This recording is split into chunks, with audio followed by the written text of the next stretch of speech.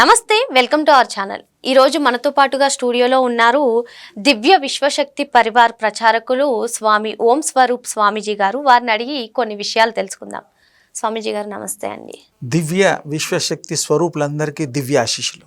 స్వామీజీ గారు, ఈ విశ్వావసు నామ సంవత్సరంలోకి మనం అడుగు పెట్టాం. మరి ఈ సంవత్సరం సూర్యగ్రహణంతో మొదలైంది. మరి ఈ సంవత్సరంలోనే షడ్గ్రహ కూటమి కూడా ఉంటుంది అంటున్నారు. అసలు ఈ సంవత్సరం ఎలా ఉండబోతుంది? మనం కొన్ని జాగ్రత్తలు తీసుకోవాల్సిన అవసరం ఉన్నది. ప్రతి సంవత్సరం కూడా తీసుకుంటాము.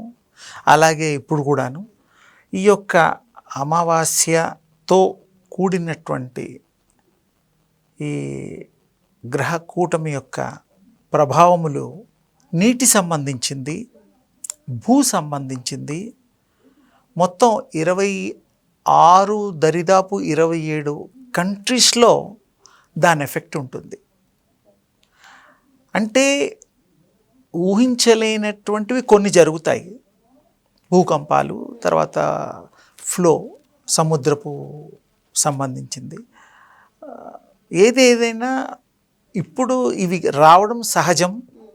ఎక్కువ తక్కువలు ఎప్పుడు కూడాను మనం చూస్తూ ఉంటాము. 4,32,000 సంవత్సరం ఈ కలియుగం.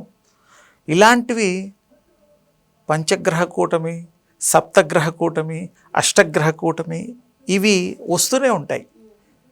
అవేమి ఆగిపోవు. అవి చేసుకుంటూనే ఉంటాయి.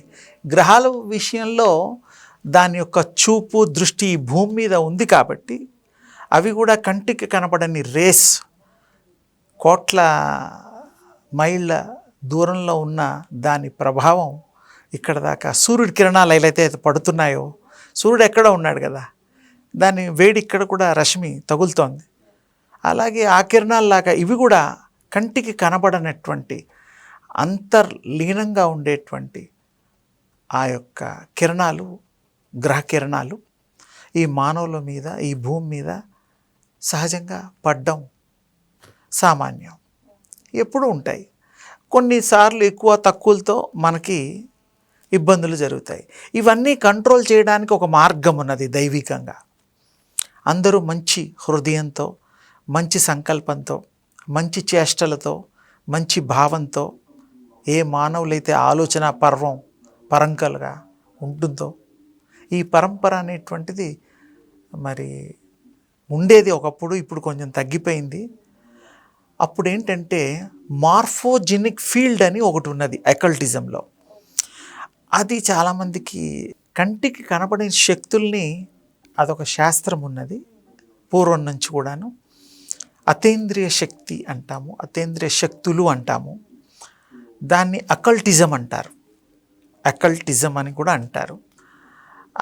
వాటిలో నాకు చాలా ప్రవేశం ఉంది కాబట్టి వాటి విషయం కూడా మీకు ఈ యొక్క సందర్భంగా చెప్పడానికి, ఇతరులకి అర్థం అవ్వడానికి, తెలుసుకోవడానికి అవకాశంగా.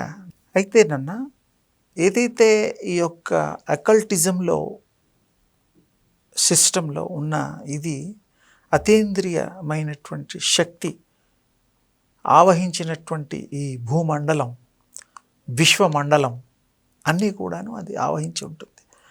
అది యోగం ద్వారా, ధ్యానం ద్వారా, ఉపాసనల ద్వారా తెలుసుకోవచ్చు, చూడొచ్చు. శక్తిని చూడొచ్చు, ప్రాణశక్తిని చూడొచ్చు, తేజస్సుని చూడొచ్చు. భగవత్ రూపాలు అవతరించబడ్డ దేవుళ్ళు 9 అవతారాలు అయ్యాయి కదా, దశావతారం రాబోతోంది కదా, అవన్నిటి యొక్క అవగాహన మీకు కలుగుతుంది. దాంట్లో ఇచ్చుకతతో దృష్టి పెట్టినప్పుడు ఇవన్నీ మీకు అవగతమవుతాయి. ఇక్కడ ఈ గ్రహాల యొక్క ఈ సంపుటీకరణ, కాంబినేషను వల్ల మంచి చెడులు జరగడానికి కారణము ఏంటంటే, మూల కారణం బ్యాలెన్సింగ్ పోవడం, మనుషుల యొక్క జీవన విధానంలో మార్పు రావడం, వీళ్ళ భావాల యొక్క భావన ప్రపంచం ఏర్పడడం. దాన్ని ఏంటంటే ఒక ఫీల్డ్ అంటాము. ఇప్పుడు మ్యాగ్నెటిక్ ఫీల్డ్, ఆ ఫీల్డ్ ఎలా ఉన్నాయో థాట్స్ ఫీల్డ్ అని ఒకటి ఉంటుంది అకల్టిజంలో. మన థాట్లు అన్నీ ఆలోచన ప్రభావంతో ఒక ఫీల్డ్ ఏర్పడి అది విశ్వాంతరాలలో ప్రయాణం చేసి డిస్టర్బ్ చేస్తాయి మన గ్రహాలతో సహా. గ్రహాలు వెరీ లిమిటెడ్, 9 లెక్క పెట్టుకుంటాం. 2 ఛాయాగ్రహాలు, 7 మామూలు గ్రహాలు. ఇంకా మనకి తెలవని లెక్కలు పెట్టినవి బోల్డ్ ఉన్నాయి. సరే మనం ఏదో ఫాలో అవుతున్నాం కాబట్టి నేనేంటంటే ఇంకా ఆవల ఉండేటువంటి వాని గురించి చెప్తున్నాను. ఓకే. ఇంకా ఎన్నో ఉన్నాయి, నక్షత్రాలు 27 ఇంకా బోల్డ్ ఉన్నాయి. ఇవన్నిటి కూడా ఈ ప్రపంచాలే కాదు, ఎన్నో ప్రపంచాలు ఉన్నాయి. ఇవన్నిట్లో కూడా మానవుల యొక్క ఆలోచన ఏదైతే భావం ఉందో అవి చాలా డిస్టర్బ్ చేస్తాయి. ఇప్పుడు ఒక రూమ్లో మనం ఉన్నామమ్మా, నా మంచి థాట్ వల్ల అందరూ మంచి వింటారు, నాకు బ్యాడ్ థాట్ వస్తే మీరు దాన్ని అబ్జర్వ్ చేసుకోలేరు, అంటే మీకు అన్ఈజీ ఫీల్ అవుతారు. మీరంతా ఒక రకం, నేను ఒక రకం సహజంగా. అలాగే గ్రహాల్లో ఉండే బేసిక్ ఆ స్పీడు గుణాలు, ఒక్కొక్క గ్రహానికి ఒక్కొక్క గుణాలు ఉన్నాయి, అది శాస్త్రరీత్యా ప్రూవ్డ్. ఇప్పుడు మన ఈ మానవుల యొక్క థాట్స్ వల్ల, అత్యాశ వల్ల, లేకపోతే స్వార్థం వల్ల, ఇతరుల్ని చెడు కోరడం వల్ల, ఇలాంటివి ఏవేవో అన్నీ కలిపి ఒక ఫీల్డ్ అవుతుంది. దాన్ని మార్ఫోజెనిక్ ఫీల్డ్ అంటారు. అది వెళ్ళి విశ్వాన్ని డిస్టర్బ్ చేస్తుంది. విశ్వాన్ని డిస్టర్బ్ చేసినప్పుడు అవి గ్రహాలు కూడా వాళ్ళ గతులు తప్పుతాయి. అంటే మన థాట్స్ వల్లే ఇటువంటివి జరుగుతాయి అంటారు. జరగడానికి అవకాశము ఎక్కువ. ఎందుకంటే అందరూ బాగుంటే గొడవలే ఉంటాయి. దొంగాళ్ళు లేరనుకో పోలీస్ స్టేషన్లు అవసరమా? సహజం. అందరూ మంచి వ్యక్తులు ఉంటే ఎవరన్నా ఒక చెడ్డవాడు ఉన్నా కూడా మారిపోతాడు. అందరూ చెడ్డవాళ్ళలో ఒక మంచివాడు ఉంటే వాడు చెడ్డవాడు కావాల్సిందే, మంచివాడుగా మిగలలేడు. అంటే ఉదాహరణ చెప్పా. మన థాట్స్ చాలా యాక్ట్ చేస్తాయి, ప్రభావం మనుషుల మీదే మనుషుల ప్రభావాలు పనిచేస్తున్నాయి. గ్రహాల పక్కన పెట్టు కదా. సొసైటీలో ఎన్ని చూడడం లేదమ్మా. అవసరాలకి మనం ప్రభావితం అయిపోయి మారిపోయి తప్పుడు పనులు చేస్తున్నాం, తప్పుడు ఆలోచనలు తీసుకుంటున్నాం, ఇతరులకు ఇబ్బంది కలిగిస్తున్నాం. ఇది ఎంత సత్యమో. గ్రహాలు బేసిక్గా మంచివి, అది దైవ సంబంధం కాబట్టి, దైవ శక్తితో కూడుకునేవి కాబట్టి.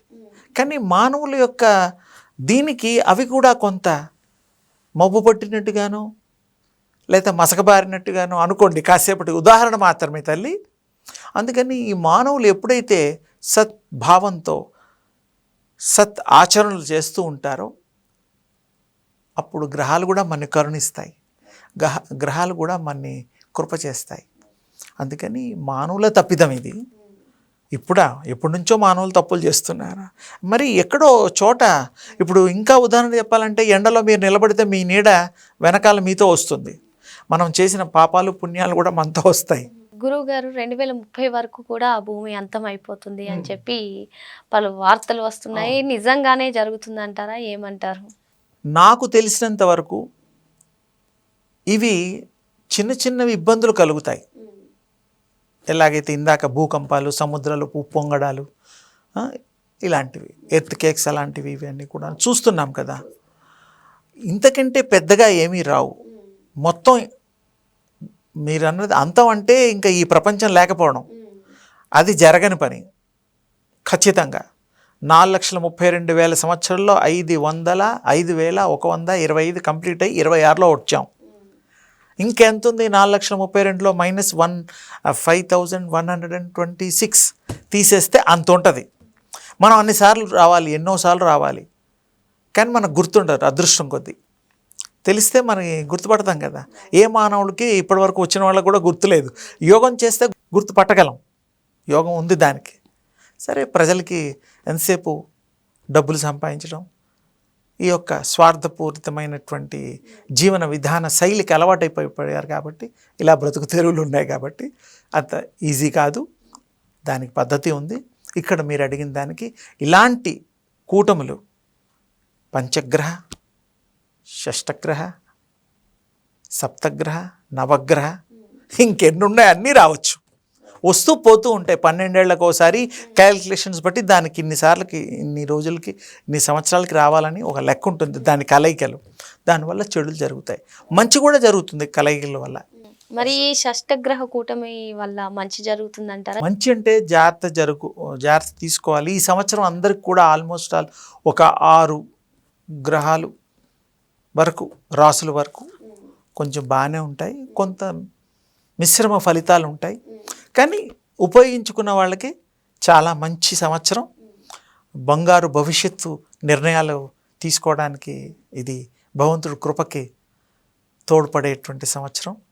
ఇక మంచి ఉన్న తర్వాత చెడు ఉండక తప్పదు. 12 గ్రహాలు 12 రాసులు 9 గ్రహాలు ఎప్పుడు అన్నీ కూడా 100% పర్ఫెక్ట్ ఉండవు. కొన్ని అలా కొన్ని ఇలా ఉంటాయి. దైవాజ్ఞ, అంతకంటే ఏం లేదు. కానీ మనకి జాగ్రత్త అవసరం. జాగ్రత్తగా పనులు చేయాలి, చేసే పనులలో ఇంట్రెస్ట్ పెట్టుకోవాలి.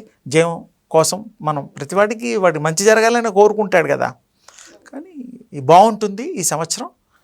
చాలా బంగారు భవిష్యత్తును తీర్చిదిద్దుకునే దిశగా మనం నిర్ణయాలు తీసుకోవచ్చు అనుకూలంగా. అదేమ్మా. ఈ షష్టగ్రహ కూటమితో ఏ రాశుల వారికైనా కలిసి వస్తుందంటారా, లేదు అంటే ఇబ్బందులు పడే అవకాశాలు ఉంటాయి? అదేనమ్మా, ఇప్పుడు 6 వరకు దరిదాపుగా బాగుంటాయి, మిగతావి కొంచెం ఇబ్బందికరంగా ఉంటాయి. గ్రహాలే సరిగ్గా లేవు కదా, మరి గ్రహాల్లో కొంచెం తేడాలు వచ్చాయి కదా.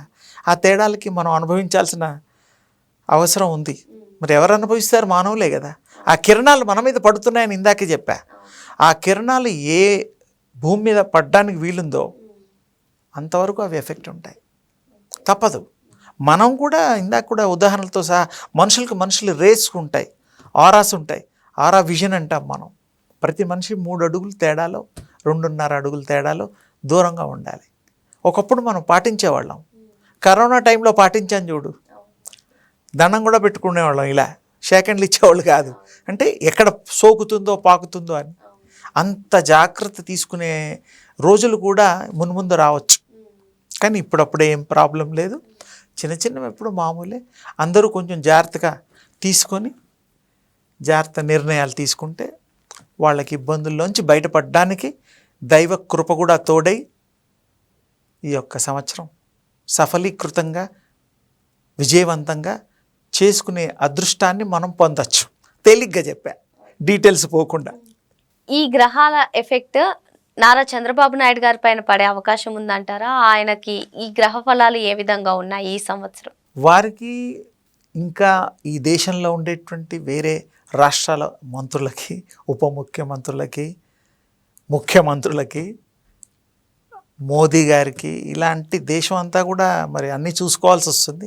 ఈ గ్రహ ప్రభావం అందరి మీద కూడా హెచ్చు తగ్గులుగా ఉంటుంది. వారి వారి స్వజాతకాలను బట్టి మంచికి కారణాలు వెతుక్కొని తీసుకోవడానికి నిర్ణయాలు అధికారం వాళ్ళకు ఉంటుంది. బాబు గారి విషయంలో వారి యొక్క కార్యక్రమాలు విజయవంతంగా, పరిపాలన అందరికీ ఆమోదయోగ్యంగా వారు చేయగలుగుతారు. అమరావతిని వారు నిజమైన అమరావతిగా తీర్చిదిద్దడానికి శాయశక్తుల వాళ్ళు సఫరీకృతులవుతారు. అసలు అమరావతి వేరే ఉంది, ఇంద్రుడిది. అంత స్ఫురణ తెచ్చుకునే విధంగా తీర్చిదిద్దడానికి డెవలప్మెంట్స్ చాలా బాగా చేస్తారు, బాగా జరుగుతాయి. ఆంధ్రప్రదేశ్ ఒక ముఖ్యంగా మ్యాప్లో మిగిలిపోయేటట్టుగా చాలా అభివృద్ధి చెందుతుంది. గవర్నమెంట్ బాగా చేయగలుగుతారు. రాజ్య పరిపాలన బాగానే ఉంటుంది, అందులో సందేహం లేదు. అందుకని మీరు నిబ్బరంగా ఉండొచ్చు ఆ విషయంలో. మరి ఈ సంవత్సరం చూసుకున్నట్లయితే ప్రకృతి వైపరీత్యాలు ఉన్నాయి అంటున్నారు. మరి ఆంధ్రప్రదేశ్లో ఏ విధంగా ఉండనున్నారు? మీరు ఇందాక కూడా ప్రస్తావించారు సార్. అంటే ఉంటాయి, ఉన్నా కూడా ఆ ప్రభావాన్ని తట్టుకునే శక్తి భగవంతుడు మనకు ప్రసాదిస్తాడు. ఇప్పుడు దెబ్బలు తగులుతాయి, మళ్ళీ లేచి నిలబడే శక్తి కూడా భగవంతుడే ఇవ్వాలి. కానీ అంత ఊహించలేనంత ఉపద్రవాలు ఆంధ్రప్రదేశ్ రాష్ట్రానికి ఊహించలేనంతగా ఉండవు. కొన్ని ఉంటాయి, అసలు లేకుండా ఉండవు. కానీ తట్టుకోగలం, మనం సరిదిద్దుకోగలం, సరిపెట్టుకోగలం. అది మరి తెలంగాణ ప్రాంతంలో ఏ విధంగా ఉండబోతుంది? తెలంగాణలో కూడా మరి అందరికీ తెలిసిన విషయాలే. ప్రస్తుతం పరిపాలన విదితమైనటువంటిది, వారు శ్రద్ధ వహించి చేస్తున్నారు. ఇంకా ఎంతో జాగ్రత్తలు తీసుకొని ఇంకా వారు ఎక్కడెక్కడ అభివృద్ధి పదంలో నడపాలో నిర్ణయాలు తీసుకొని వాటిని కూడా సంపూర్ణంగా ఆదర్శవంతంగా రాష్ట్రంగా తీర్చిదిద్దే దిశగా వారు నిర్ణయాలు తీసుకోవాలని, వారు నిర్ణయాలు తీసుకున్న తర్వాత వారికి మంచి జయం కలుగుతుందని, ఈ యొక్క సంవత్సరం అనుకూలంగా వారికి భగవంతుడు కృప చెయ్యాలని మనం కోరుకోవడానికి ఏమాత్రం సందేహం లేదు. మరి ఈ సంవత్సరం అందరికీ కూడా బాగానే ఉంది. ఎవరి నిర్ణయాల వల్ల వాళ్ళు ముందుకు వెళ్తారని చెప్పి గురువుగారు చెప్తున్నారు. Thank you. అమ్మ శుభం వస్తుంది తల్లి.